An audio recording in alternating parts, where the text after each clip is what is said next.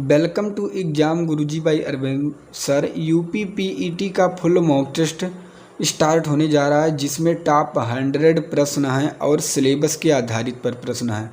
आपको पूरी वीडियो देखना है और अंत में कमेंट बॉक्स में फीडबैक ज़रूर देना है कि क्लास आपको कैसी लगी और आपने 100 प्रश्न में कितने प्रश्नों का हल किया। इसके पहले 2 मॉक टेस्ट करवा दिया गया है। अगर आप उसे हल करना चाहते हैं तो नीचे डिस्क्रिप्शन में लिंक है, आप जाकर वहां से हल कर सकते हैं। और इसमें भी 100 प्रश्न हैं, वही प्रश्न हैं जो कहीं ना कहीं पेपर में पूछे गए हैं और मैं मॉक टेस्ट जो करवा रहा हूं, अगर आप इस पे ध्यान दे रहे हैं, डेली मॉक कर रहे हैं, तो मैं दावे के साथ कहता हूं कि पेपर में आप बहुत अच्छा नंबर गेन करेंगे। तो चलिए एक एक प्रश्न को देखते हैं। अगर आप चैनल पे नए हैं तो प्लीज़ चैनल को सब्सक्राइब कर लीजिएगा और अपने मित्र तक ज़रूर शेयर करना। शेयर करने के लिए इसलिए रिक्वेस्ट कर रहा हूं क्योंकि जब वीडियो पे व्यू आता है तब वीडियो बनाने का मन करता है, क्योंकि ड्यूटी करने के बाद अगर हम आप लोगों के लिए समय निकालते हैं तो प्लीज़ आपसे छोटी सी रिक्वेस्ट, अगर आप चैनल पर नए हैं तो चैनल सब्सक्राइब करके अपने मित्र तक ज़रूर शेयर करें मेरे मित्र। तो चलिए एक एक प्रश्न को देखते हैं। पहला प्रश्न आपके सामने है, इसका उत्तर आपको देना है। ऋग्वेद में किस नदी को माते तमा, देवी तमा एवं नंदी तमा के नाम से संबोधित किया गया है? पहला प्रश्न आपके सामने है, इसका आपको आंसर बताना है। तो इसका जो करेक्ट आंसर हो जाएगा सरस्वती नदी। आपसे ये पूछा जा सकता है कि ऋग्वेद में सबसे पुरानी नदी का जिक्र किस नदी के लिए किया गया है, तो उसका भी करेक्ट आंसर होगा सरस्वती नदी। अगला प्रश्न आपके सामने, जैन धर्म में पूर्ण ज्ञान के लिए किस शब्द का उल्लेख किया गया है?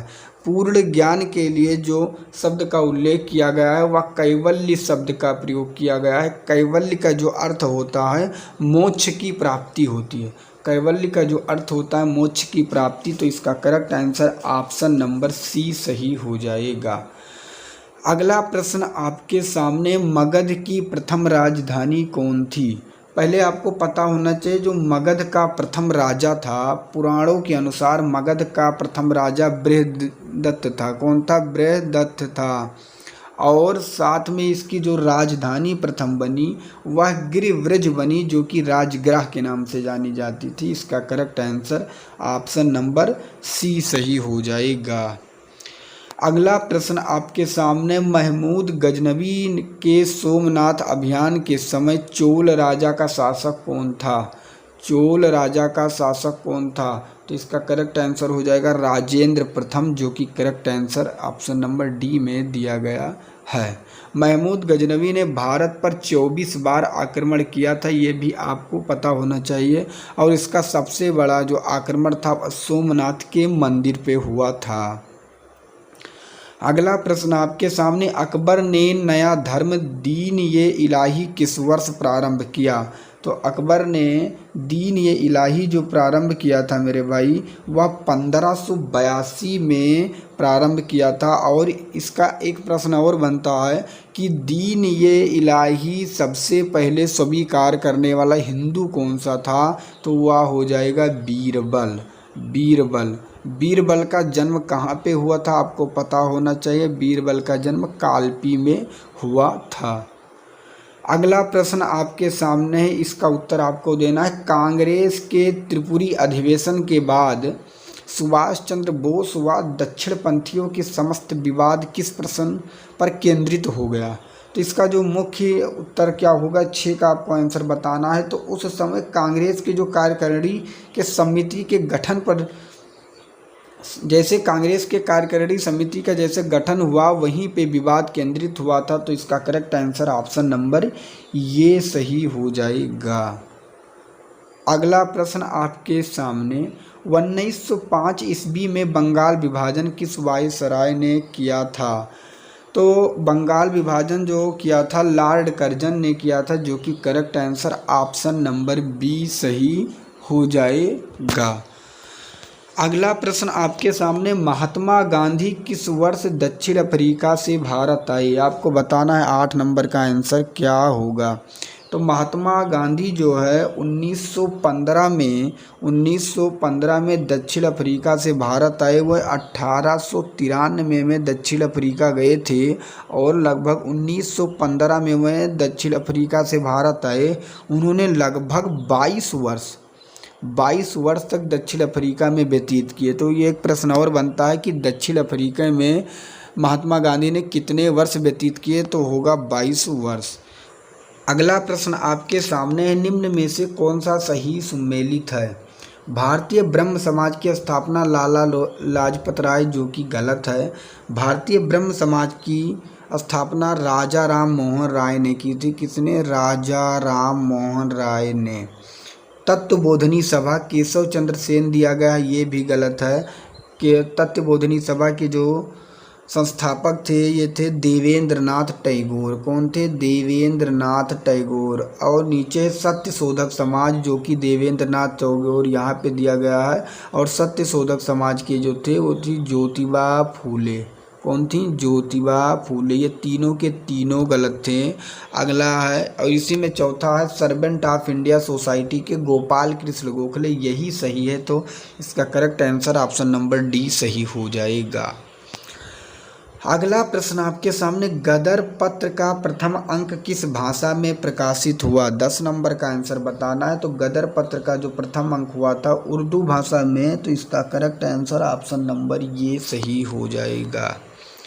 अगला प्रश्न आपके सामने, अयोध्या किस नदी के तट पर अवस्थित है? आपको पहले पता होना चाहिए फैजाबाद का जो नाम था उसे भी बदलकर अयोध्या कर दिया गया है। उसका नाम चेंज करके क्या कर दिया गया है? अयोध्या कर दिया गया है। अयोध्या जो है सरयू नदी के किनारे बसी है, जो कि correct answer option number C सही हो जाएगा। अगला प्रश्न आपके सामने, मेटूर बांध किस नदी पर बनाया गया? मेटूर बांध जो है वह तमिलनाडु में स्थित है। पहले आपको पता होना चाहिए तमिलनाडु में स्थित है, जो कि कावेरी नदी पर बनाया गया है। अगला प्रश्न आपके सामने, भारत में मीठे पानी की सबसे बड़ी झील। तो मीठे पानी की जो सबसे बड़ी झील है वह है बुलर झील। मीठे पानी की सबसे बड़ी जो झील है वह है बुलर झील, जो कि जम्मू कश्मीर के बादीपुरे ज़िले में पड़ती है। बादीपुरे ज़िले में पड़ती है जम्मू कश्मीर में। तो इसका correct answer option number B सही हो जाएगा। और आपको ये भी पता होना चाहिए जो चिल्का झील है या उड़ीसा में है। और चिल्का झील जो है या भारत की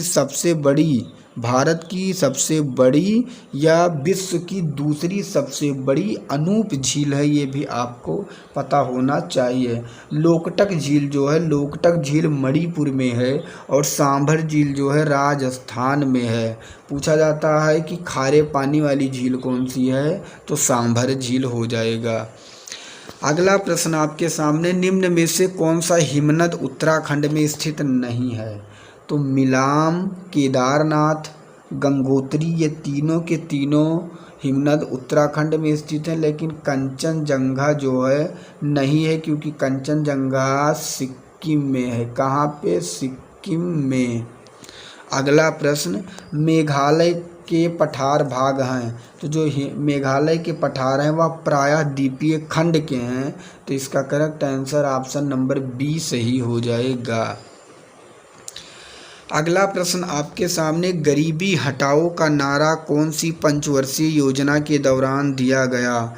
तो गरीबी हटाओ नारा का योजना है वह किस पंचवर्षीय में दिया गया? तो इसका करेक्ट आंसर होगा या 1971 में। पहले आपको पता होना चाहिए 1971 में इंदिरा गांधी के द्वारा पाँचवीं पंचवर्षीय योजना में दिया गया था। तो इसका correct answer option number C सही हो जाएगा। तीसरी जो पंचवर्षीय योजना है इसमें भारतीय अर्थव्यवस्था और कृषि पर जोर दिया गया था। सॉरी दोस्त, तीसरी पंचवर्षीय योजना है ये भारतीय अर्थव्यवस्था और कृषि पर जोर दिया गया था। और जो चौथी पंचवर्षीय योजना है इसमें 16 बैंकों का राष्ट्रीयकरण किया गया था। अगला प्रश्न आपके सामने है, भारत में ऑपरेशन फ्लड श्वेत क्रांति कार्यक्रम के जनक के रूप में किसे जाना जाता है? तो फ्लड श्वेत क्रांति के जनक के रूप में डॉक्टर वर्गीज कुरियन को जाना जाता है। और आपको पता ये भी होना चाहिए कि जो वर्गीज कुरियन थे उन्हीं की अमूल दूध की जो कंपनी है, अमूल दूध की जो कंपनी है वह डॉक्टर वर्गीज कुरियन की है और सबसे बड़ी कंपनी है और ये सबसे पुरानी कंपनी है जो विश्व प्रतिष्ठित कंपनी है। अगला प्रश्न इसी में आप देखेंगे डॉक्टर एम एस स्वामीनाथन जो हैं वह हरित क्रांति से संबंधित हैं। किससे हैं? हरित क्रांति से संबंधित हैं। और डॉक्टर एस आर परोदा जो हैं ये विज्ञान के क्षेत्र से संबंधित हैं। और जो डॉक्टर सतीश धवन हैं ये एक रॉकेट वैज्ञानिक हैं, ये एक रॉकेट वैज्ञानिक हैं। अगला प्रश्न आपके सामने भारत के WTO वर्ल्ड, आपको WTO का फुल फॉर्म पहले पता होना चाहिए कि क्या होगा। तो वर्ल्ड ट्रेड ऑर्गेनाइजेशन होता है कि सदस्यता कब ग्रहण की। तो इसका आंसर आपको बताना है कि क्या होगा, 18 नंबर का आंसर। तो भारत के जो विश्व व्यापार संगठन है वर्ल्ड ट्रेड ऑर्गेनाइजेशन का मतलब विश्व व्यापार संगठन की सदस्यता भारत ने 1 जनवरी 1995 को 1 जनवरी 1995 को इसकी सदस्यता ग्रहण की थी। और आपको पता होना चाहिए 1947 जो है 1947 में हमारा देश आज़ाद हुआ था। और जो 1991 में दिया गया है इसमें निजीकरण, वैश्वीकरण, उदारीकरण अपनाया गया था। 1991 में निजीकरण, वैश्वीकरण, उदारीकरण अपनाया गया था। सन 1994 में जो दिया गया था सबसे पहले सेवा कर GST जिसे कहते हैं सबसे पहले जो लाया गया था, जो सबसे पहले लाया गया था 1994 में इसकी बात हुई थी। तो ये भी आपको पता होना चाहिए। अगला प्रश्न आपके सामने है 1 जनवरी 1949 में किस बैंक का राष्ट्रीयकरण हुआ? 1949 में किस बैंक का राष्ट्रीयकरण हुआ? तो मेरे भाई आपको पता होना चाहिए state bank of India, state bank of India, reserve bank of India bank, सभी को आपको बताना है कि इसका करेक्ट आंसर क्या होगा। तो 1 जनवरी 1949 में बैंक का जो राष्ट्रीयकरण आपको बताऊंगा, रिजर्व बैंक ऑफ इंडिया का 1 जनवरी 1949 में बैंक का राष्ट्रीयकरण हुआ। और आपसे पूछा जा सकता है स्टेट बैंक ऑफ इंडिया का राष्ट्रीयकरण कब हुआ? तो 1955 में हुआ। बैंक ऑफ बड़ौदा का राष्ट्रीयकरण कब हुआ? तो ये 1969 में हुआ, आप इसे नोट भी कर लेना। और पंजाब तथा सिंध बैंक का राष्ट्रीयकरण कब हुआ? तो 1980 में हुआ। और रिजर्व बैंक ऑफ इंडिया आपको पता होना चाहिए 1949। ये भी पूछा जा सकता है सबसे पहले किस बैंक का राष्ट्रीयकरण किया गया? तो रिजर्व बैंक ऑफ इंडिया का। इसका मुख्यालय जो है या कोलकाता में है। कहाँ पे है? कोलकाता में है। तो आशा करता हूँ सब टॉपिक इसी में आपके कवर होते होंगे। अगला प्रश्न आपके सामने भारत में नवीनतम विमुद्रीकरण कब किया गया? मेरे भाई नवीनतम विमुद्रीकरण 500 और 1000 के नोट 8 नवंबर 2016 को भारत के प्रधानमंत्री के नेतृत्व में नरेंद्र मोदी के द्वारा किया गया था 2016 में। इसका correct answer option number B सही हो जाएगा। अगला प्रश्न आपके सामने है भारतीय संविधान के संवैधानिक सलाहकार कौन थे? तो जो संवैधानिक सलाहकार थे BN राव थे। इसका correct answer option number B सही हो जाएगा। अगला प्रश्न आपके सामने निम्न में से कौन सा अनुच्छेद विधि के समक्ष समानता का अधिकार देता है? 22 का आंसर आपको बताना है कि क्या होगा। तो विधि के समक्ष जो समानता का अधिकार देता है वह अनुच्छेद 14 देता है, जो कि ऑप्शन नंबर सी में दिया गया है। निम्न में से कौन सा मौलिक कर्तव्य नहीं है? राष्ट्रगान का सम्मान करना मौलिक कर्तव्य है। राष्ट्रीय संपत्ति का बचाव करना मौलिक कर्तव्य है। राष्ट्रीय महत्व के स्थानों व स्मारकों की रक्षा करना तुम्हें ये काम नहीं है। जो प्राकृतिक वातावरण के संरक्षण का सुधार करना ये भी सही है। तो इसका correct answer A B D सही है, लेकिन सी नहीं सही है। तो सी इसका करेक्ट आंसर हो जाएगा। अगला प्रश्न आपके सामने भारत में राजनैतिक सत्ता का प्रमुख स्रोत कौन है? आपको बताना है 24 का आंसर क्या होने वाला है। राजनैतिक सत्ता का प्रमुख स्रोत कौन है? इसका जो करेक्ट आंसर होगा आपको बताना है। तो मेरे भाई जब जनता ही नहीं होगा तो इसका प्रमुख स्रोत क्या होगा? तो यही प्रमुख स्रोत माना जाएगा, जो कि ऑप्शन नंबर बी में दिया गया है। अगला प्रश्न आपके सामने, लोकसभा में केंद्र शासित क्षेत्रों का सर्वाधिक प्रतिनिधित्व कितना हो सकता है? तो सर्वाधिक प्रतिनिधित्व 20 सदस्य हो सकते हैं, जो कि ऑप्शन नंबर बी में दिया गया है। अगला प्रश्न आपके सामने, निम्न में से कौन सी राशि सदिश नहीं है? तो इसमें विस्थापन, वेग और बल, ये तीनों के तीनों जो हैं दोस्त सदिश राशि हैं, लेकिन आयतन जो है एक सदिश राशि नहीं है, यह एक अदिश राशि है। अगला प्रश्न आपके सामने, सापेक्ष आर्द्रता नापी जाती है। तो सापेक्ष आर्द्रता जो नापी जाती है वह एक हाइग्रोमीटर के द्वारा मापी जाती है, जो कि ऑप्शन नंबर बी में दिया गया है। हाइड्रोमीटर से द्रव का घनत्व नापा जाता है, द्रव का घनत्व मापा जाता है। लैक्टोमीटर से दूध मापा जाता है। और पोटेंशियोमीटर से क्या मापा जाता है? विद्युत परिपथ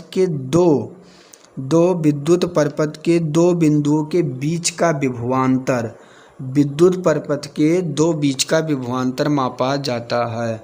अगला प्रश्न है कि कवकों का अध्ययन किसमें किया जाता है? तो कवकों का अध्ययन आपको 28 नंबर का आंसर बताना है कि क्या होगा। तो कवकों का अध्ययन माइकोलॉजी में किया जाता है। फिर आपको पता होना चाहिए एंटोमोलॉजी में क्या किया जाता है। तो एंटोमोलॉजी में कीट पतंगों का अध्ययन किया जाता है। ऑर्निथोलॉजी जो है इसमें पक्षियों का अध्ययन किया जाता है। और फाइकोलॉजी है, इसमें शैवाल का अध्ययन किया जाता है। अगला प्रश्न आपके सामने, स्टार फिश का संबंध निम्न में से किससे है? तो इसका करेक्ट आंसर होगा इकाइनोडर्मेटा से है, जो कि ऑप्शन नंबर बी में दिया गया है। अगला प्रश्न आपके सामने, आम का वैज्ञानिक नाम बताना है आपको। 30 का आंसर क्या होगा? आम का वैज्ञानिक नाम तो मेगीफेरा इंडिका जो है यह आम का वैज्ञानिक नाम है। पीसम सैडबीम किसका वैज्ञानिक नाम है? आपको बताना है। पीसम सैडबीम ये किसका है? तो इसका आंसर आपको पता होना चाहिए कि किसका हो सकता है। तो मेरे भाई जो पीटम है ये है, पीसम जो है ये है मटर का। किसका है? मटर का। ट्रिटिकम एस्टिवम किसका है? आपको पता होना चाहिए। ट्रिटिकम एस्टिवम जो है ये बहुत इम्पोर्टेंट है, ये है गेहूं का। अगला प्रश्न आपके सामने, 5 संख्याएं जिनका औसत 105 है, उनमें से पहली संख्या अन्य 4 संख्याओं के योग का 2/5 गुना है। तो पहली संख्या क्या है? तो आपको पहले पता होना चाहिए 5 संख्याओं का औसत अगर हम 105 से गुणा करेंगे निकलेगा तो 55, 25, 5 0 0 और 5 0 0 2 हासिल और 5 एकम 5 कितना आया? 525 आया। अब दिया गया पहली संख्या अन्य 4 संख्याओं के योग का 2/5 है। पहली संख्या नहीं पता है तो मैं पहली संख्या क्या मान लेता हूँ? यक्स मान लेता हूँ। अब पहली संख्या अन्य 4 संख्याओं के योग का, अब पहली संख्या x है और अन्य 4 संख्या के योग का 2/5 गुना है। ध्यान से समझना है आप लोगों को कि अन्य संख्याएं कितना हैं। अगर 525 कुल संख्याएं हैं और पहली संख्या को मैं निकाल दूंगा तो बचेगी अन्य संख्याएं और इसका कितना गुना? 2/5 गुना है, ये कहा गया है। अब मेरे भाई अगर आप ध्यान से देखेंगे यहाँ पे तो हम क्या कर सकते हैं इसे, अगर 2 से यहाँ बराबर लगा है, यहाँ कुछ नहीं करना, 2 को 525 में करना है तो कितना हो जाएगा? 1050 और गुणे 2 को x से करेंगे, माइनस लगा है मित्र, तो माइनस का 2x होगा और नीचे 5 दिया गया है और यहाँ पे x भी दिया गया था। मैं क्या करूँगा, इसके नीचे 1 भी लिख सकता हूँ। बराबर का तिरछा क्या होता है, गुणा होता है। तो 5 को जब x से गुणा करूँगा तो 5x होगा और बराबर का 1050 माइनस 2x हो जाएगा। अब आपको पता होना चाहिए 5x यहाँ है और माइनस 2x इधर आएगा तो प्लस का 2x होगा और बराबर का 1050 हो जाएगा। तो 5x और 2x अगर आप जोड़ लेंगे तो कितना बन जाएगा, आपको पता होना चाहिए। 5x और 2x अगर आप जोड़ेंगे तो बन जाएगा 7x और बराबर का कितना था 1050। तो 7 से काट देंगे, 7 एकम 7 और 7 पचे 35, तो कितना आ गया 150। 150 इसका आंसर होगा जो कि ऑप्शन नंबर डी में दिया गया है। अगला प्रश्न आपके सामने है, एक आदमी का वेतन 30% से बढ़ा दिया जाता है। वेतन 30% से बढ़ा दिया जाता है, उसके बढ़े हुए वेतन को कितने प्रतिशत से कम कर दिया जाए कि उसका आरंभिक वेतन प्राप्त हो। मेरे भाई, जब भी आगे आपसे बढ़ा देने की बात करें तो पहले 30 जितना बढ़ाने को कहे उतना लिखना है और 100 से गुणा कर देना है और बढ़ाना है। हर चीज़ अपने आप 100 में बढ़ता है, तो अगर 100 नीचे आपको बढ़ाएंगे तो कितना हो जाएगा 130। अब 0 से 0 काटेंगे, 30 को 10 से गुणा करेंगे, कितना होगा 300 और बटा 13। 300 बटा 13 कहाँ पे दिख रहा है, आपको इसका आंसर देख लेना है और लग जाएगा। अब 300 बटा 13 अगर आपको नहीं पता है तो आप क्या करेंगे, 13 से 300 में भाग दे देंगे तो 13 एकम 13, सॉरी दोस्त 13 एकम 13 नहीं, 13 दूना 26 और 4 बचा, 13 तियाँ 39 और 1 बचा, तो कितना आया 23। सही 1 बटा 13 इसका करेक्ट आंसर हो जाएगा जो कि ऑप्शन नंबर बी में दिया गया है।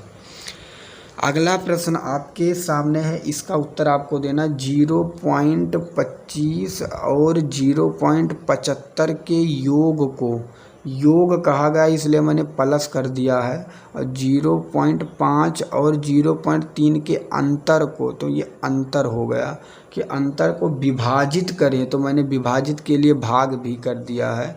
विभाजित करें तो परिणाम क्या होगा। अब 0.25 और 0.75 जब जोड़ेंगे तो कितना आ जाएगा, 1 बन जाएगा, 1 बन जाएगा। और 5 से 3 निकालेंगे तो कितना बचेगा, 5 से 3 निकालेंगे तो कितना बचेगा मेरे भाई, 2 बच जाएगा। तो यहाँ पे आप डायरेक्ट 1 लिख सकते हैं।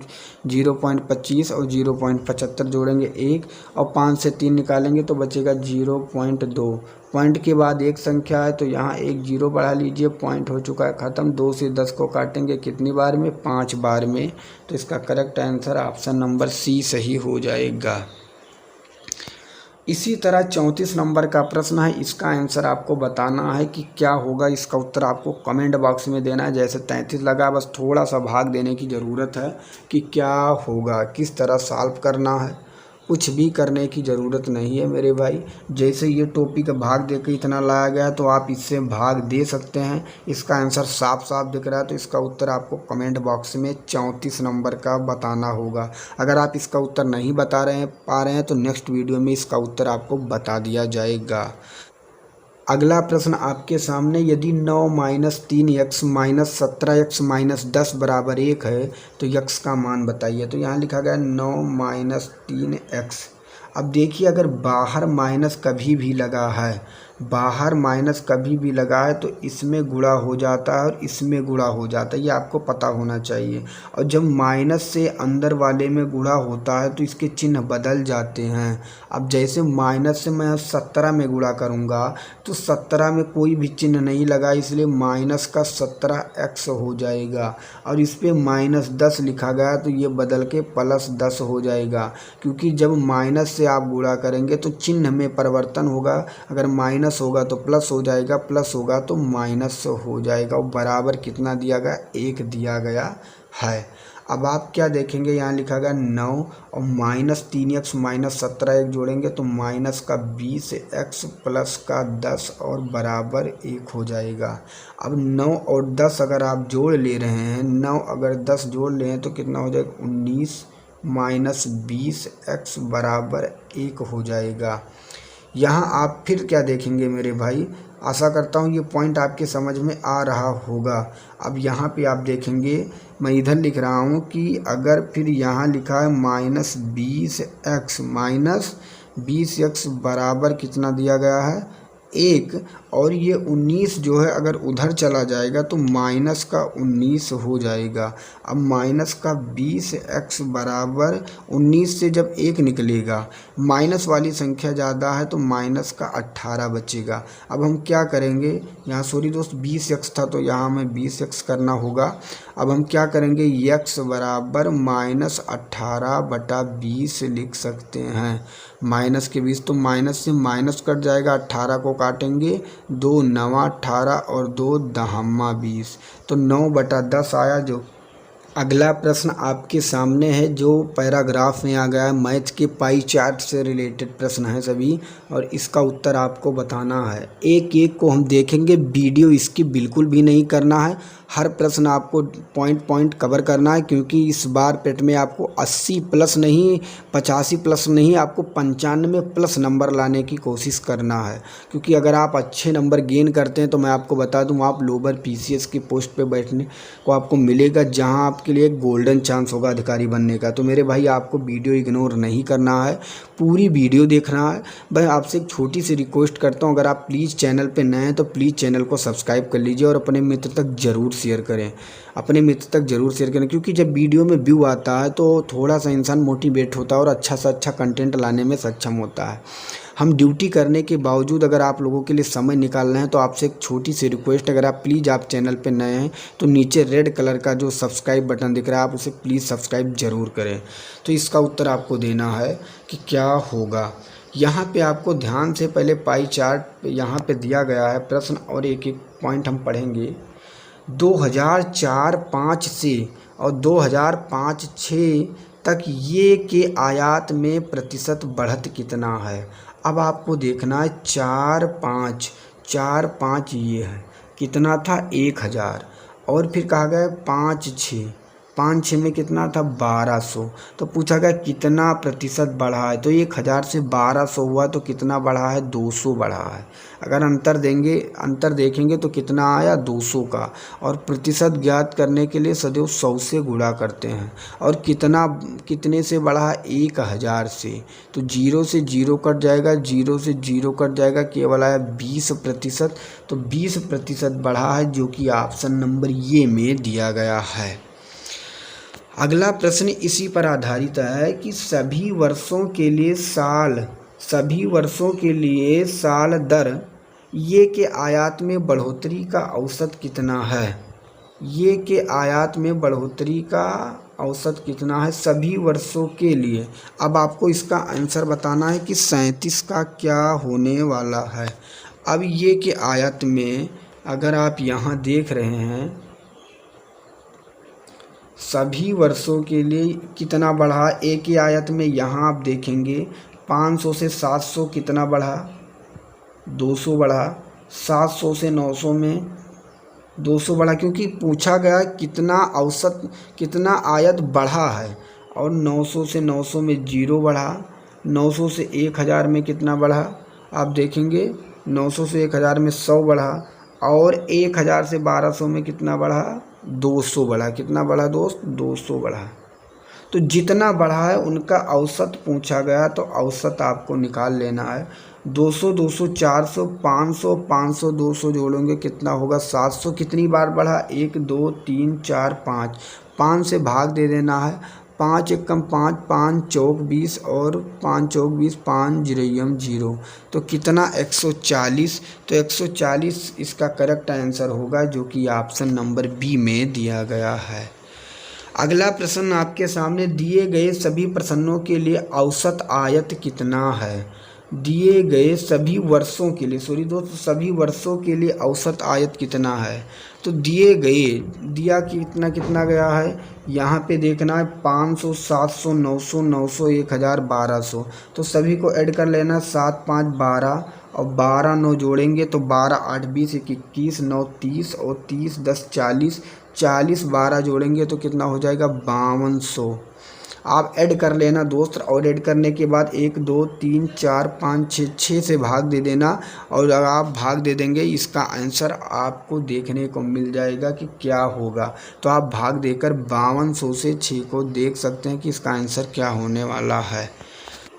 अगला प्रश्न आपके सामने है, उन वर्षों की संख्या क्या है जिनमें ये का आयत, ध्यान से देखना, ए का आयत औसत आयत से कम है, औसत आयत से कम है। अब आपको बताना ये का जो आयत है उसके औसत आयत से कम, ये सभी ये के आयत के श्रेणी में आते हैं।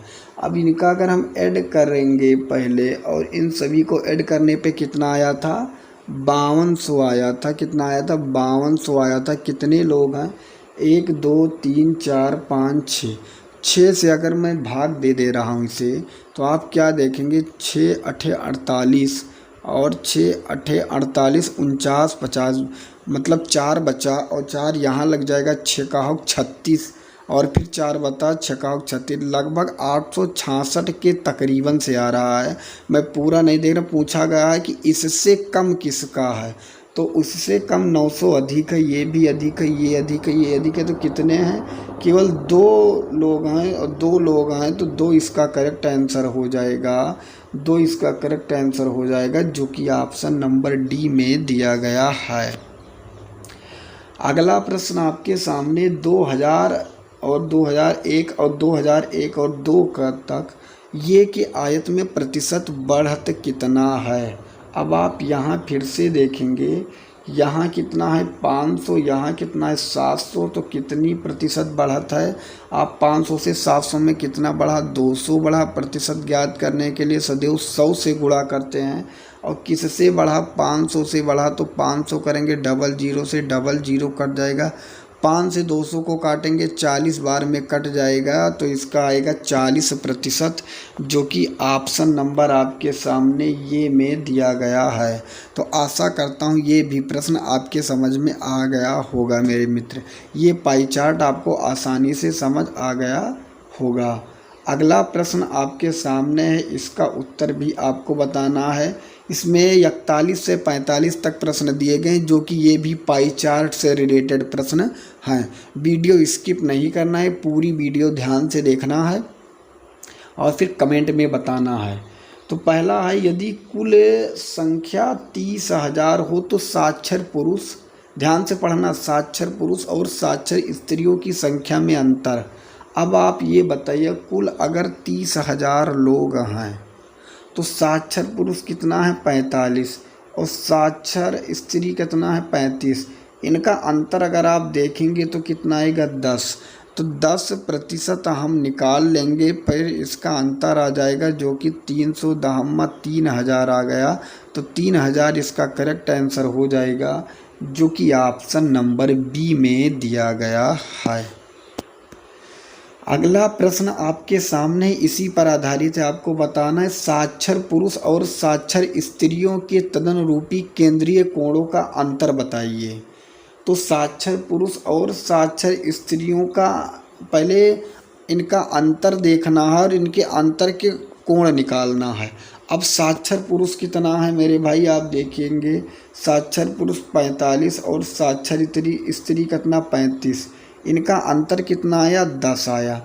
इनका मुझे कोण बताना है, केंद्रीय कोण बताना है। अगर कोण सदैव अगर कभी भी ज्ञात करना हो तो 360 से गुणा करेंगे और नीचे 100 रखेंगे, तो 0 से 0 कटेगा, 0 से 0 कटेगा, कितना आया 36 से कम 36 अंश आया।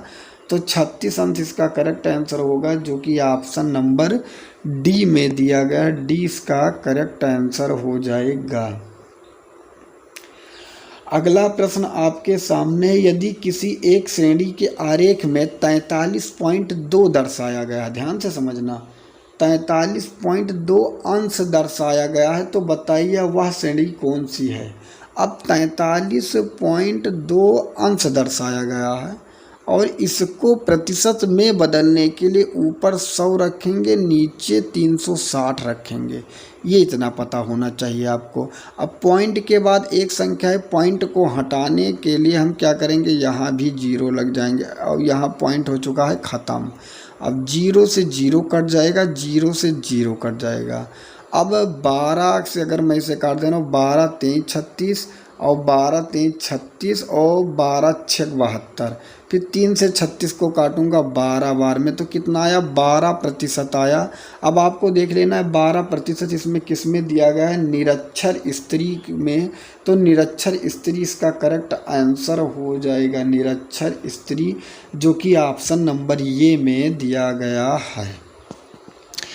अगला प्रश्न आपके सामने, निरक्षर पुरुष और निरक्षर स्त्री के योग करने पर केंद्र पर कुल कितना कोण बनेगा। अब मेरे भाई आप ये देखिए, निरक्षर पुरुष कितना है 12 और निरक्षर स्त्री कितना है 35। इनका योग करने पर अगर आप योग करेंगे 5 2 7 और 3 और 1 कितना हुआ 4, कितना आया 47। सॉरी दोस्त, गलती मैंने कर दी, निरक्षर पुरुष और निरक्षर स्त्री कहा है, तो ये तो मैंने साक्षर ले लिया था।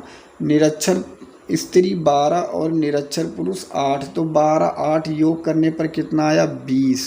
कहा गया है कितने अंश का कोण बन सकता है। इसके लिए कभी भी कोण ज्ञात करना है तो सदैव 360 ऊपर रखेंगे, नीचे 100 रखेंगे। तो आप 0 से 0 काट देंगे, 2 से काट सकते हैं इसे 2 से 5 बार में, 5 से इसे काटेंगे, 5 7 35, 5 दूनी 10, तो कितना बनेगा 72 अंश का कोण बनेगा, 72 अंश का कोण बनेगा, जो कि करेक्ट आंसर आपके सामने हो जाएगा ऑप्शन नंबर सी।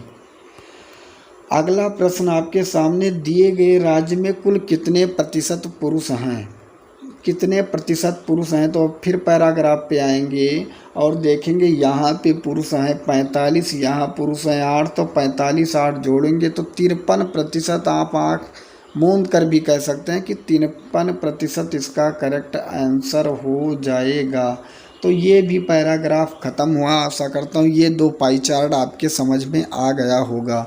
मैं आपसे बार बार रिक्वेस्ट कर रहा हूँ, प्लीज़ अगर आप चैनल पे नए हैं तो प्लीज़ चैनल को सब्सक्राइब कर लीजिए और अपने मित्र तक ज़रूर शेयर करें, क्योंकि इतना मेहनत करने के बाद अगर इतना अच्छा कंटेंट मैं आपके लोगों के लिए लेकर आ रहा हूँ तो प्लीज़ दोस्त आप वीडियो स्किप ना करके पूरी वीडियो देखें और अपने मित्र तक शेयर करें। प्लीज़ लाल बटन का जो दिख रहा है सब्सक्राइब, आप उसे जल्द से जल्द 50 के पूरा करवा दीजिए मेरे मित्र। अगला प्रश्न आपके सामने है। अब ये भी पाई चार्ट से रिलेटेड है, जिसमें 46 से 50 तक प्रश्न दिए गए हैं। एक एक पॉइंट को हम यहाँ देखेंगे। यहाँ दिया गया वर्ष 2016 में कुल कितनी कारों का उत्पादन हुआ। अब 2016 की लाइनें ये हैं, इसे आपको ऐड कर लेना, 4 1 5 5 6 11 11 5 16 4 20 और 20 हासिल कितनी आ गई 2 और फिर 6 5 11 6 17 और 17 6 कितना हुआ 23 और 23 6 29 और 29 जो जोड़ेंगे कितना हुआ 31। तो कितना आ गया 31,000 करोड़ का हुआ, जो कि आपके सामने सी में दिया गया। अगर करोड़ दिया होगा तो करोड़ मान लेना, लाख दिया होगा तो लाख मान लेना, लेकिन आंसर 31 यहाँ आया तो 31 होगा, ऑप्शन नंबर सी में दिया गया है। अगला प्रश्न आपके सामने है, वर्ष 2013 और 14 में ई कारों का उत्पादन और 2013 में डी कारों के उत्पादन से कितना प्रतिशत अधिक है। अब आप यहाँ पे देखिए 2013 और 14 में ई कारों का उत्पादन कितना हुआ 43 47 जोड़ेंगे 90। अब कहा गया 13 में डी कारों के उत्पादन, तो 13 में डी कार कितना है 60, डी कारों के उत्पादन से कितना अधिक है, तो कितना अधिक है 30 अधिक है। अब आपको पता होना चाहिए इसे प्रतिशत में ज्ञात करने के लिए सदैव 100 से गुणा करते हैं और किससे अधिक है डी कारों से, तो इसे नीचे रखेंगे 60। अब 30 से 60 को काटेंगे 2 बार में, 2 से 100 को काटेंगे 50 बार में, तो 50% अधिक है, जो कि आपके सामने आंसर दिया गया है 50%। ऑप्शन नंबर बी में 20 का करेक्ट आंसर हो जाएगा। अगला प्रश्न आपके सामने 2013 में डी प्रकार की कारों का कुल उत्पादन और 2015 में ये प्रकार की कारों के उत्पादन से कितना अधिक है। अब 13 में डी प्रकार का उत्पादन 60 और 15 दिया गया था, फिर से मैं देख रहा हूँ, 13 में डी प्रकार का और 15 में ये प्रकार के, तो 13 में डी प्रकार का 60 और 15 में ये प्रकार का 50। तो कितना अधिक है पूछा गया, तो देखेंगे 10 अधिक है। किससे अधिक है? प्रतिशत ज्ञात करने के लिए सदैव 100 से गुणा करते हैं। 50 से अधिक है तो 10 से 50 को काटेंगे 5 बार में, 5 से 100 को काटेंगे 20, तो 20% इसका करेक्ट आंसर होगा, जो कि ऑप्शन नंबर ये में दिया गया है। अगला प्रश्न आपके सामने है, वर्ष 2015 में सभी प्रकार की कारों का औसत उत्पादन कितना है? अब 2015 में आपको बताना है, तो 2015 में देखेंगे ये है लाइन है, इसे आपको ऐड करना है। 8 2 10 6 16 4 20 और 5 5 10 6 16 16 5 कितना हुआ 21 5 26 और 26 2 हासिल है 280। अब कितने लोग थे? 1 2 3 4 5, 5 से भाग दे देना है और औसत आपका निकल जाएगा। तो 5 से अगर भाग देंगे तो 50 25 और 5 36 कितना आया? 56 आया। 56 इसका करेक्ट आंसर होगा, जो कि ऑप्शन नंबर डी में दिया गया है। अगला प्रश्न आपके सामने, वर्ष 2013 तथा 14 में ई प्रकार के कारों का उत्पादन और 15-16 में ई प्रकार के कारों के कारों का अनुपात क्या है? तो 13-14 ई और 15-16। अब आप देखेंगे 13-14 में ई प्रकार के कारों का उत्पादन और 15-16 में ई प्रकार के कारों का उत्पादन का अनुपात। तो बस आप जोड़ लेंगे 43-47 कितना हुआ 90 और इसे जोड़ेंगे तो 4 4 8 और 6 5 11, 4 4 8 6 5 11 तो 90 118 आया। आप इसे काट भी सकते हैं, अगर आप इसे काटना चाहें तो ये कटेगा, 2 से काटेंगे 45 आएगा और इसे 2 से काटेंगे 2 पंचे 10 और 2 9 18, 2 पंचे 10 2 9 18 तो 45:59 आया। 45:59 जो कि ऑप्शन नंबर बी में दिया गया है। तो आशा करता हूँ ये भी टाइप के प्रश्न आपके समझ में आ गया होगा। अब अगला पैराग्राफ, इसमें 51 से 55 तक प्रश्न दिए गए हैं, इसे आपको हल करना है। जैसे अभी जस्ट लग रहा था वैसे ये भी लगेगा, इसमें कुछ करने की आपको ज़रूरत नहीं है। वर्ष 2013 में सभी उत्पादों की औसत बिक्री, तो 13 में सभी उत्पादों की बात की गई, इसे आप ऐड कर लेंगे, आंसर आपके सामने होगा। तो 4 3 7 8 15 5 कितना हुआ 4 3 7 और 7 8 15 5 कितना हुआ 20 और 10 10 20 और 20 9 29 और 29 9 जोड़ेंगे तो कितना हो जाएगा 38 और 39 40। कितना आया? अभी आया 400। इसमें कितने लोग हैं? 1 2 3 4, 4 से भाग दे देना है, 4 से भाग देंगे 4 दहम्मा 40, तो कितना आया? आप भाग देंगे तो 4 से 400 में 100 आएगा, तो 100 करोड़ होगा, जो कि ऑप्शन नंबर बी में दिया गया है। अगला प्रश्न आपके सामने, उत्पाद सी द्वारा 6 वर्षों में कुल कितना राजस्व प्राप्त हुआ? अब आपको देखना है उत्पाद सी द्वारा 6 वर्षों में कुल कितना राजस्व प्राप्त हुआ, इसे आप ऐड कर लेंगे, आंसर आपके सामने आ जाएगा। अब इतना आपको खुद पता है मेरे भाई, तो आप ऐड करके इसका आंसर चेक कर सकते हैं। अगला प्रश्न आपके सामने, इसका उत्तर देना। 2014 में उत्पाद ए और 2013 में उत्पाद बी के उत्पन्न राजस्व का अनुपात। अब 14 में ये, आप ध्यान से देखना, 14 में ये का अनुपात ये है और 2013 में बी का अनुपात कितना दिया गया है 98। इनका अनुपात पूछा गया है कि क्या होगा, तो ये में है 84 और बी में है 98। इसका आंसर आपको बताना है। तो मेरे भाई अगर 2 से काटेंगे 2 चौकार 2 दूनी 4, 2 चौकार 2 नवा 18 और कट जाएगा 7 छक 42 और 7 सता 49, तो 6:7 होगा, 6:7 होगा, जो कि ऑप्शन नंबर बी में दिया गया है। अगला प्रश्न आपके सामने, वर्ष 2017 में कंपनी के सभी उत्पादों में कुल कितना राजस्व प्राप्त हुआ? वर्ष 2017 में ये बी सी डी सभी प्रकार के कंपनी का उत्पादन आपको ऐड कर लेना। 6 4 10 और 8 9 17 10 27 37 और 1 38 कितना हुआ 38, तो 380 आया है, जो कि ऑप्शन नंबर ये में दिया गया है। ये इसका करेक्ट आंसर हो जाएगा। अगला प्रश्न है कि वर्ष 2016 में कंपनी का सबसे अधिक राजस्व किस उत्पाद में प्राप्त हुआ। अब आप यहाँ फिर से देखेंगे वर्ष 2016 में इसमें सबसे ज़्यादा किस में प्राप्त हुआ। आप देखेंगे सबसे ज़्यादा जो बड़ा संख्या दिख रहा है 92 में, तो कब टाइप में प्राप्त हुआ, सी, तो सी इसका करेक्ट आंसर हो जाएगा। तो कब प्राप्त हुआ, सी उत्पाद से, जो कि ऑप्शन नंबर सी में दिया गया है। अगला प्रश्न आपके सामने है, निम्नलिखित में से कौन सा वाक्य शुद्ध वाक्य है। मैं सारी रात भर नहीं लगेगा, मैं पूरी रात भर गलत है, मैं सारी रात जागता रहा, यही इसका करेक्ट आंसर हो जाएगा। अगला प्रश्न है, निम्नलिखित शब्दों में पुल्लिंग शब्द कौन सा है। प्लीज़ दोस्त, अगर आप चैनल पे नए हैं तो प्लीज़ चैनल को सब्सक्राइब कर लीजिएगा और अपने मित्र तक ज़रूर शेयर करना, और अभी तक वीडियो लाइक नहीं किया तो प्लीज़ वीडियो को लाइक कर दें। निम्नलिखित शब्दों में पुल्लिंग शब्द कौन सा है। तो पुल्लिंग शब्द आपसे बताएं, बच्चा और नायिका चाची स्त्रीलिंग है, अध्यापक इसका करेक्ट आंसर हो जाएगा। निम्न शब्दों में सम श्रुत भिन्नार्थक शब्द की पहचान करें। तो अली मीस होता है भंवरा और आली मीस होता है सखी, तो इसका करेक्ट आंसर हो जाएगा ऑप्शन नंबर ये।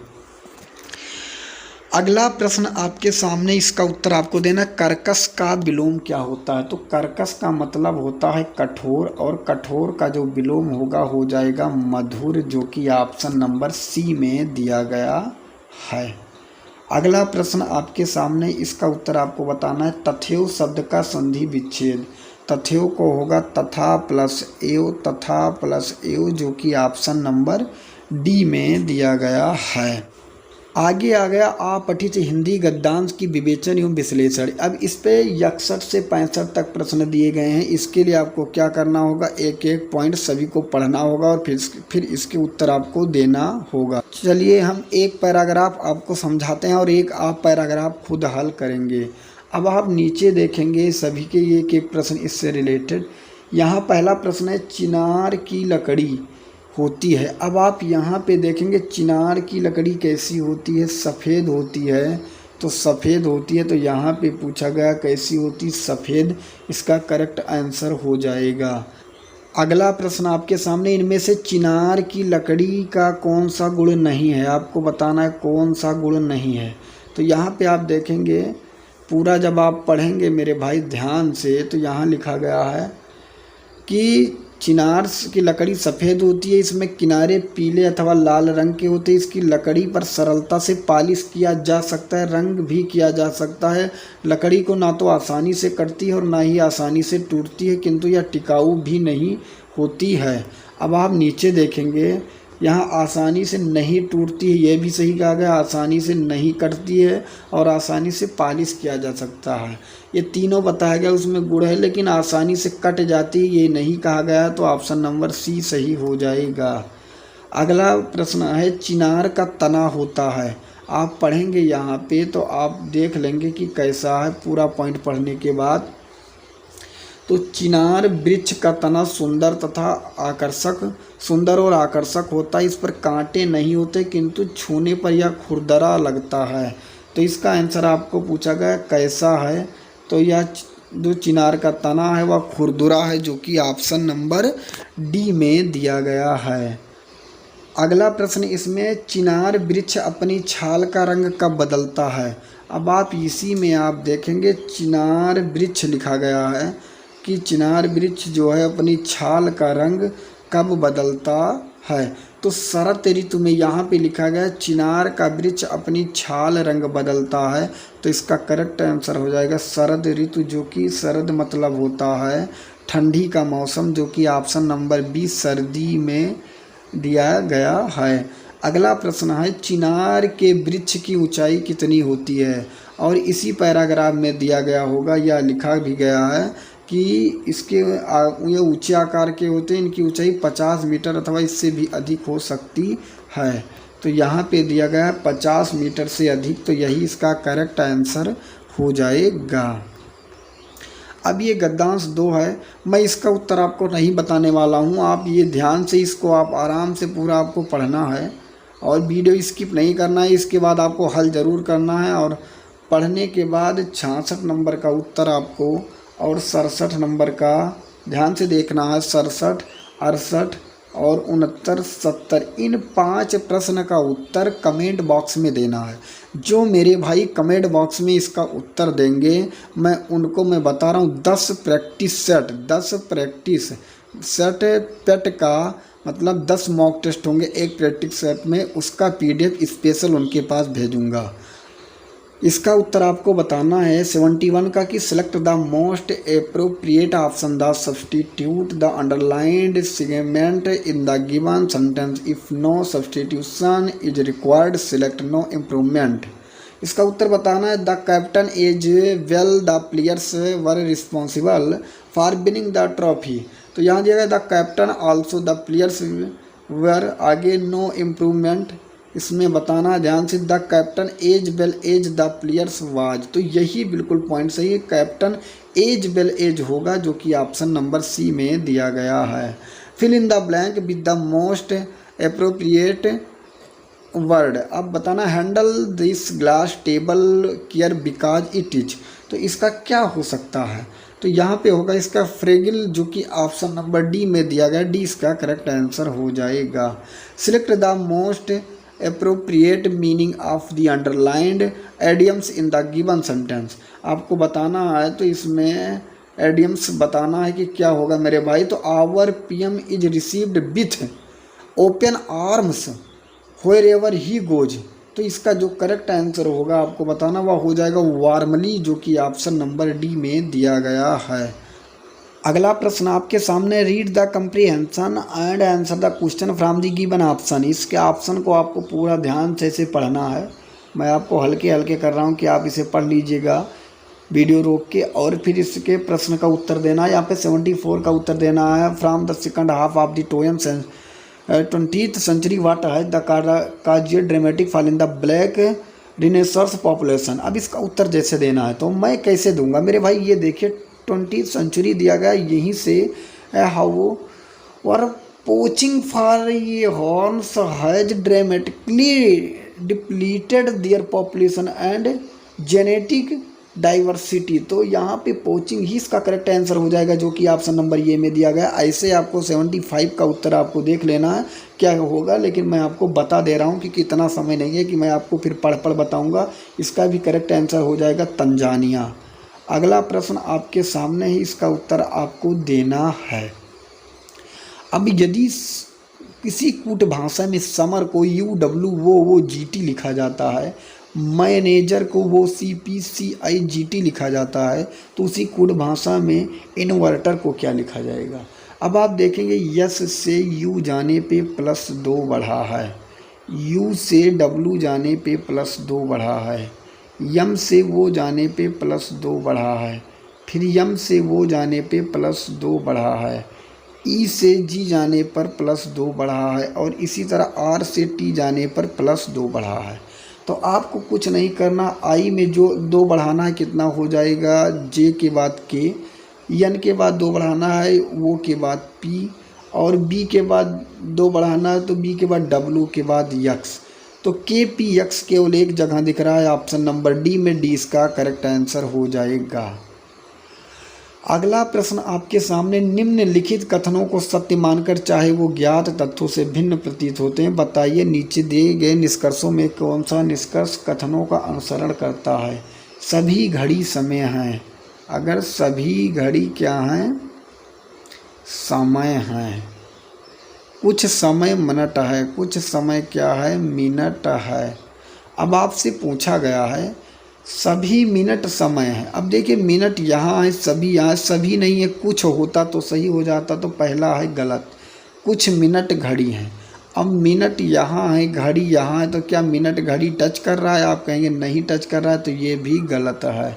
तो 1 और 2 दोनों गलत है, तो निष्कर्ष ना तो 1 और ना ही 2 अनुसरण करते हैं। इसका correct answer option number D सही हो जाएगा। इसका उत्तर आपको बताना है। अतुल रोहन से छोटा है, तो अतुल जो है रोहन से छोटा है, तो कहीं ना कहीं रोहन ऊपर हो जाएगा। परंतु मोहन से बड़ा है, तो मोहन से बड़ा हो गया अतुल। आगे सुमन मोहन से छोटी है, सुमन मोहन से छोटी नहीं है। कहने का मतलब सुमन मोहन के नीचे नहीं आ सकती है क्योंकि वह इससे छोटी नहीं है। राकेश सुमन से छोटा है, ये रोहन को आर वो मैंने कर दिया। राकेश सुमन से छोटा है, अगर राकेश है किससे छोटा है, सुमन से, तो सुमन कहाँ हो जाएगी, ऊपर हो जाएगी, तभी राकेश छोटा होगा। अब आगे कहा गया परंतु रोहन से बड़ा है। अब राकेश रोहन से कैसे बड़ा, यहाँ पे आप देखिए, अगर ये रोहन है तभी राकेश ऊपर जाएगा, तभी रोहन से राकेश बड़ा हो जाएगा। और राकेश से बड़ा आगे सुमन दी गई, तो सुमन सबसे बड़ी हो जाएगी।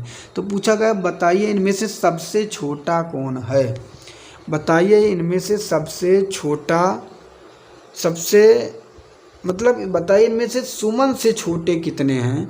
तो सुमन से छोटे आप देखेंगे इसमें 1 2 3 4 लोग छोटे हैं, तो 4 करेक्ट आंसर हो जाएगा। ऑप्शन नंबर सी में दिया गया है। अगला प्रश्न आपके सामने, अखिलेश के फूफा की सास, बिल्कुल डरना नहीं, ध्यान से देखना है।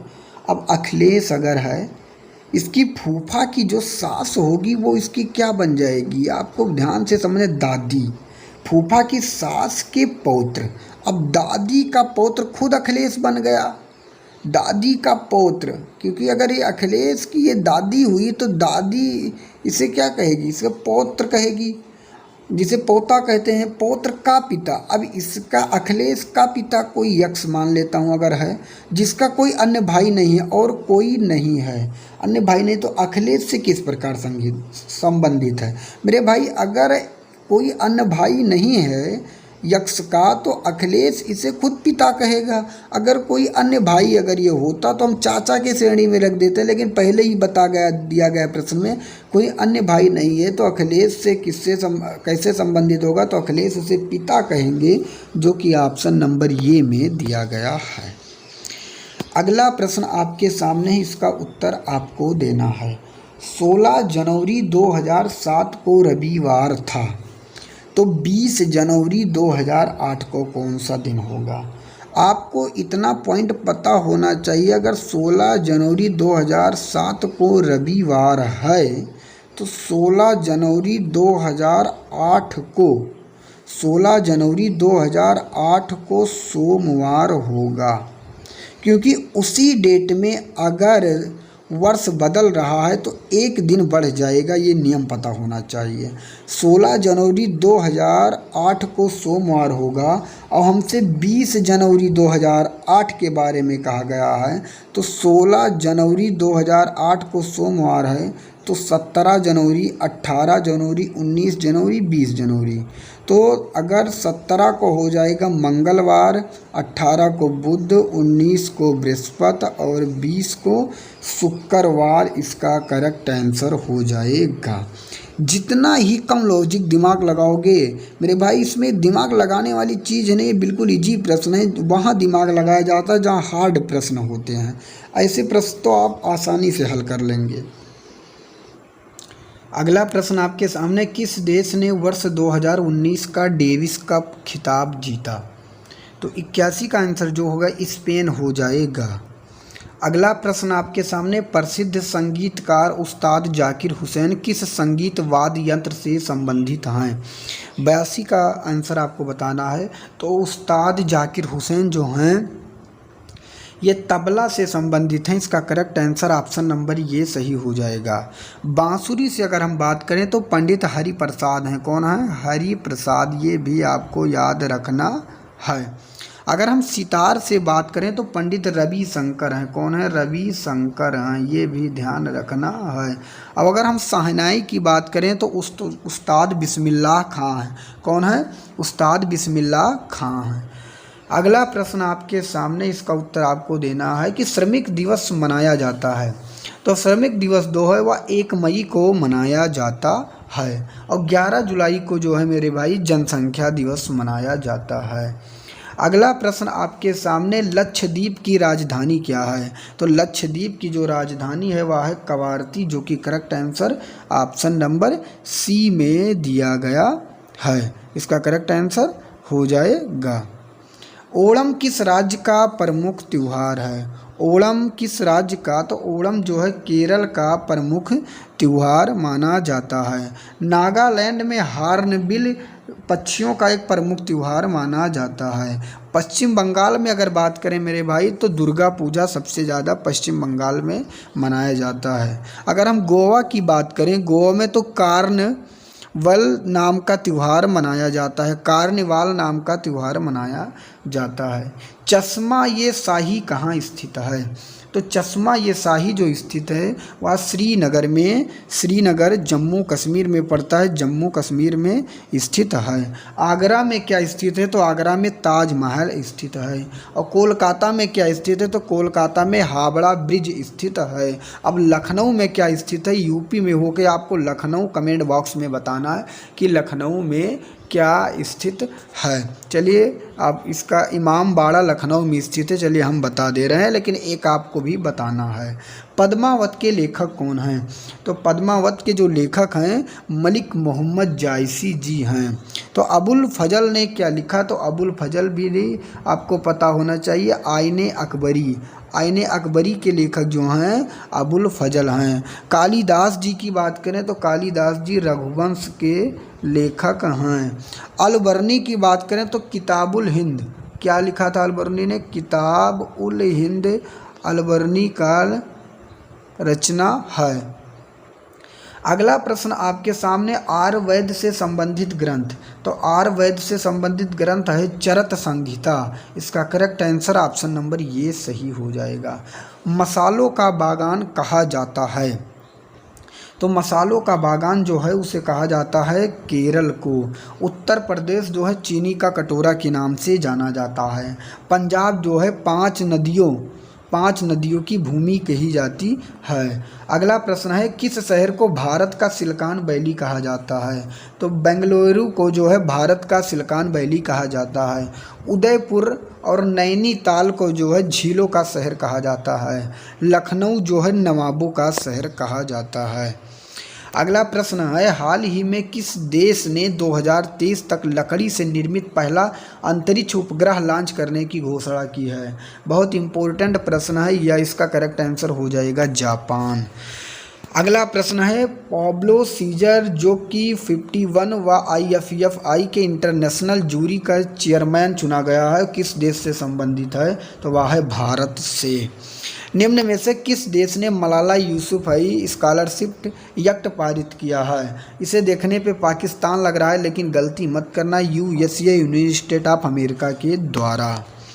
अगला प्रश्न है, माइक्रोसॉफ्ट ने हाल ही में कहाँ अपने नए इंडिया डेवलपमेंट सेंटर की सुविधा आरंभ करने की घोषणा की है? इसका आंसर आपको बताना है। तो मेरे भाई इसका करेक्ट आंसर हो जाएगा नोएडा। अब तक का माइक्रोसॉफ्ट का 3 डेवलपमेंट सेंटर खोला जा चुका है, जो कि पहला खोला गया बेंगलोर में, दूसरा खोला गया हैदराबाद में और तीसरा नोएडा में खोला जाएगा। अगला प्रश्न है, भारत जापान की एक्ट ईस्ट फोरम की हाल ही में कौन सी बैठक आयोजन किया गया? 95 का आंसर बताना है, तो है 5वीं बैठक। कौन सा? 5वीं बैठक। अगला प्रश्न, वैक्सीन मैत्री पहल किस देश द्वारा आरंभ की गई? तो यह भारत के द्वारा आरंभ की गई थी पड़ोसी देशों के लिए। गणतंत्र दिवस 2021 परेड में किस प्रदेश की झांकी ने पहला पुरस्कार जीता? तो इसका करेक्ट आंसर होगा ऑप्शन नंबर सी, उत्तर प्रदेश। मैं आपको बता दूं 2022 में भी परेड की झांकी में पहला स्थान जीतने वाला यूपी है। अगला है प्रश्न आपके सामने, 98 EPIC क्या है? तो यह जो है एक डिजिटल वोटर कार्ड है, जो कि ऑप्शन नंबर ये में दिया गया है। अगला प्रश्न आपके सामने है, national company law appellate tribunal की बेंच कहाँ खोली गई है, आपको बताना है। 99 का आंसर क्या होगा, तो यह दोस्तों होगा चेन्नई। अगला प्रश्न है, निम्न में से कौन व्यक्ति हाल ही में रेलवे बोर्ड के नए चेयरमैन और सीईओ बने हैं, इसका आंसर आपको बताना है। तो मेरे भाई इसका आंसर क्या होगा, तो इसमें जो वर्तमान में जो रेलवे बोर्ड के नए चेयरमैन हुए हैं वो हैं विनय कुमार त्रिपाठी। कौन है, विनय कुमार त्रिपाठी। विनय कुमार त्रिपाठी। अगर आपसे पूछा जाता 2021 में कौन थे, तो आपको बताना था सुनील शर्मा। कौन, सुनील शर्मा। तो आशा करता हूँ ये क्लास आपको पसंद आया होगा दोस्त। अगर आप अंत तक हमारे साथ जुड़े रहेंगे तो मैं दावे के साथ कहता हूँ आप अच्छे नंबर गेन करेंगे पेट में, और मैं इसी तरह प्रैक्टिस आप लोगों के लिए लाता रहूँगा। बस एक छोटी सी रिक्वेस्ट है, प्लीज़ चैनल को अगर अभी तक आपने सब्सक्राइब नहीं किया तो सब्सक्राइब करके अपने मित्र तक ज़रूर शेयर करें। तो मिलूँगा एक दूसरे नेक्स्ट वीडियो में, तब तक के लिए जय हिंद, जय भारत, राम राम।